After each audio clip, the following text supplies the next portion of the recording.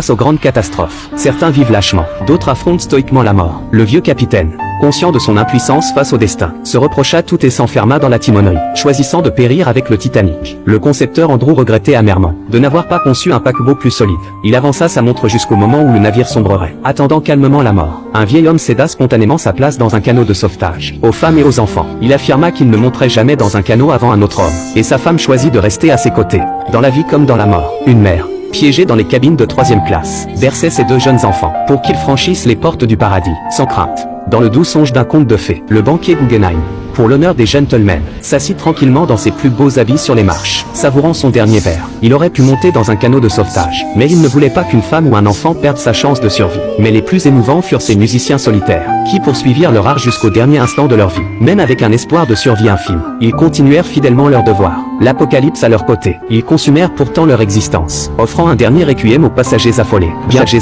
Bientôt, la proue fut complètement submergée. Tous se précipitèrent vers la poupe pour sauver leur vie. Jacques et Rose étaient parmi eux. Ils atteignirent la poupe et s'agrippèrent fermement à la rambarde. Seul le fait de retarder l'immersion pouvait offrir davantage de chances de survie. Certains choisirent de sauter à l'eau plus tôt, mais périrent prématurément. La moitié du navire était déjà sous l'eau. Les circuits électriques se mirent en court-circuit. Tout le navire plongea dans l'obscurité. La surface de la mer sombra dans les ténèbres. Soudain, la coque commença à se briser. L'énorme navire se scinda en 2. La partie arrière s'abattit lourdement sur l'eau. Les passagers encore à bord furent instantanément condamnés. Alors que la proue coulait, la partie arrière, sous l'effet de l'attraction, se redressa à nouveau, puis se positionna perpendiculairement à la mer, avant de s'enfoncer rapidement. Rose avait l'air désespéré. Jacques ne cessait de l'encourager. Le Titanic sombra.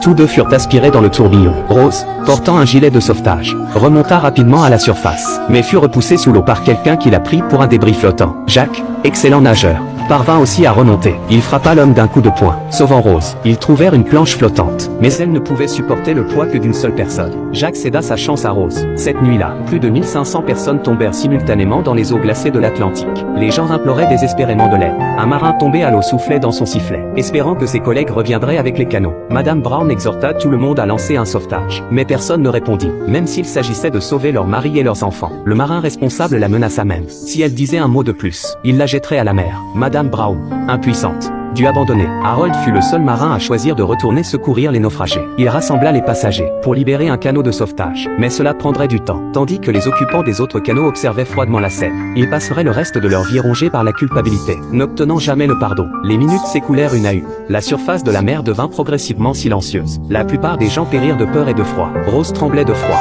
Jacques avait également atteint ses limites. Avec ses dernières forces, il encouragea Rose. Quelle que soit la faiblesse de l'espoir, tu dois survivre. Rose le promit à Jacques. Puis tous 2 perdirent conscience. Enfin, l'unique canot revint sur les lieux. Mais la surface de la mer était désormais d'un silence mortel, sans aucun signe de vie. Ils maniaient prudemment leurs rames, craignant de déranger les défunts. Aucune réponse aux appels des marins. Finalement, un rayon de vie toucha le visage de Rose. Elle voulut réveiller Jacques, mais découvrit qu'il avait cessé de respirer. Rose ne voyait plus de raison de vivre. Elle décida de reposer éternellement avec son amour. Soudain, Rose se souvint de sa promesse à Jacques.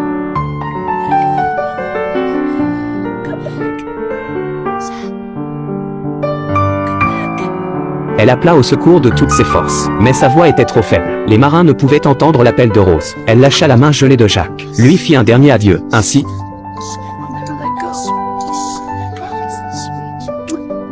Jacques sombra à jamais dans ces eaux silencieuses. Rose se jeta à l'eau, utilisant ses dernières forces, luttant pour sa vie dans les eaux glaciales de l'Atlantique. Elle rejoignit le marin naufragé, et souffla dans le sifflet de la vie.